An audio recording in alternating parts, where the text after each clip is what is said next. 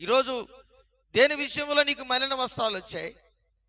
ఆ మలిన వస్త్రం తీసేసి ప్రశస్తమైన వస్త్రం దేవుని సముఖములో నిలబడుటకు, నీకు ప్రశస్తమైన వస్త్రములు ఇచ్చుటకు ఆయన సిద్ధముగా ఉన్నాడు.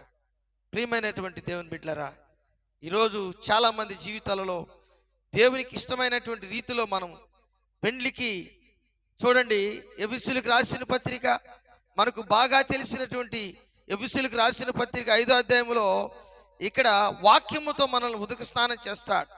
25వ వచనం, పురుషులారా మీరును మీ భార్యలను ప్రేమించుడి, అటువలే క్రీస్తు సంఘమును ప్రేమించి అది కలంకమైనను ముడతైనను అటిది మరి ఏదైనాను లేక పరిశుద్ధమైనది గాను నిర్దోషమైనది గాను మహిమ గల సంఘము గాను ఆయన తన ఎదుట దానిని నిలబెట్టుకొనవలెనని వాక్యముతో ఉదక స్నానము చేత దానిని పవిత్రపరిచి